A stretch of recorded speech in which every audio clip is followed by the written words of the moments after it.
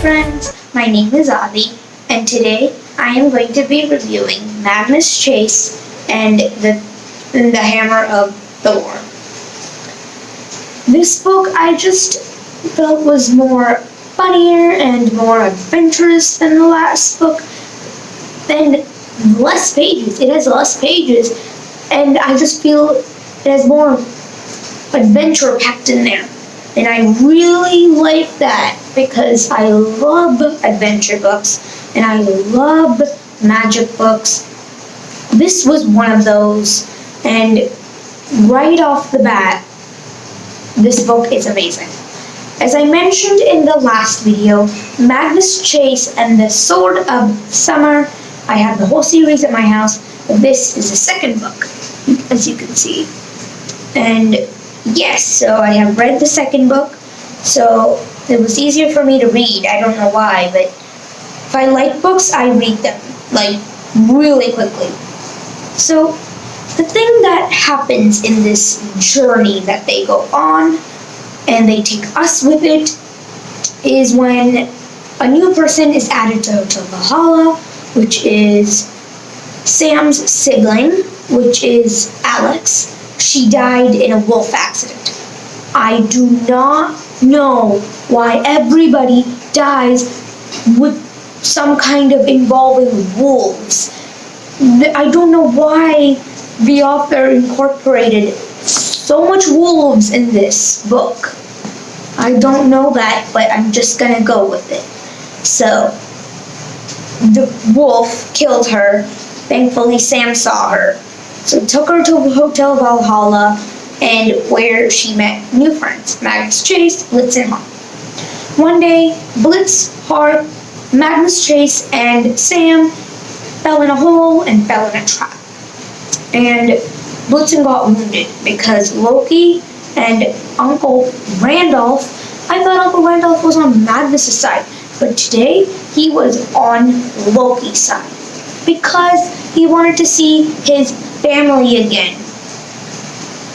I don't know why, but he did. Because of that, problems lead up for Uncle Randolph and Magnus Chase. Blitzen gets wounded really badly, but they find a way to find the Skullfunk sword and the Skullfunk stone to heal Blitzen. But Magnus Chase couldn't heal him even though he had healing powers because the things were too strong for him to control himself. So he needed to use the Skullfunk sword. On the other hand, Loki went as disguise to the giants and said that my daughter wants to marry the Earth Giant King, when Sam doesn't even know anything of this.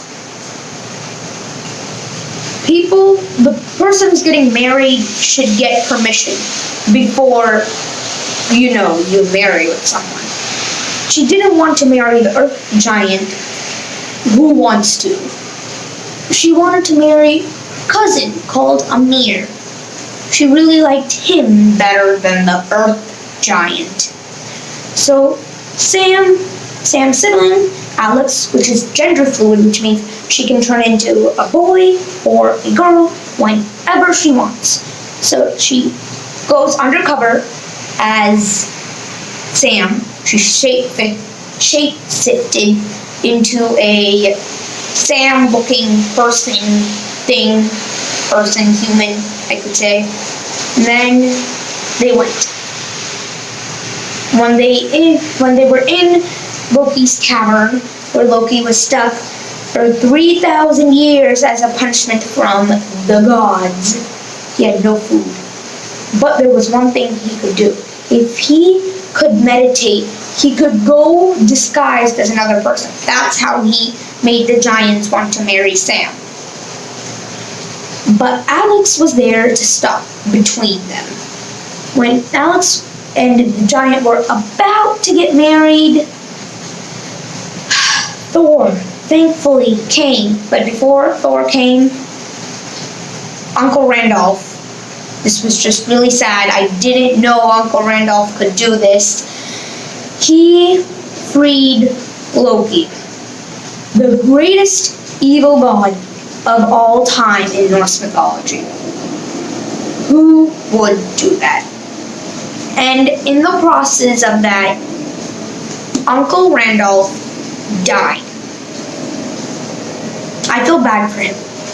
A little bit. And Magnus chased it too. He wanted to save his uncle, but his uncle's gone now. Which was just really sad for me. That was like the saddest part of the whole book. There was not much sad parts in this book. There was only happy moments. And that was just basically the end. But Thor wanted to put a party on for his hammer when the greatest evil god is out there planning to do things. And what would Loki do if he's free, you might ask?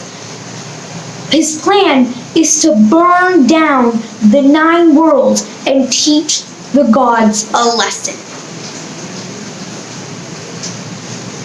For putting him in that cavern for 3,000 years with no food and a snake dripping venom on his face. I guess that's kind of good, but at the same time, no. Because I don't think any world would want to be on fire. I do not like fire personally, and neither do they. The hotel manager wants to keep the hotel alive enough.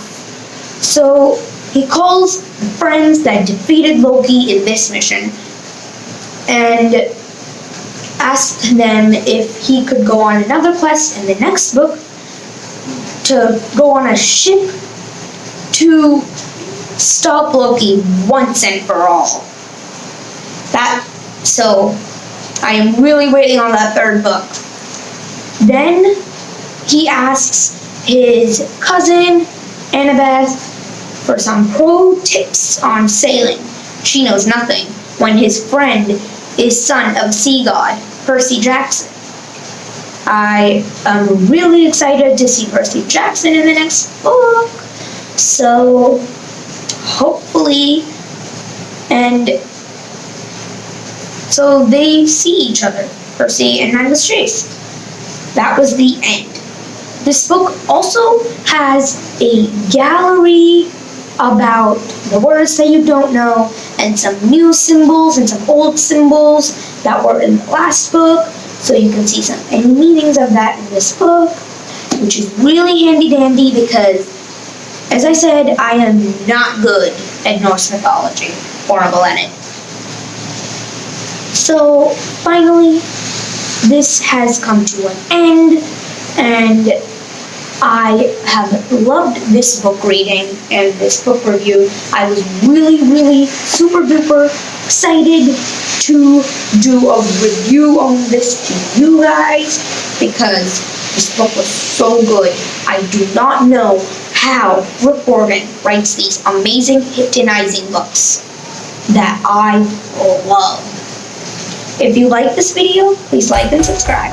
Bye!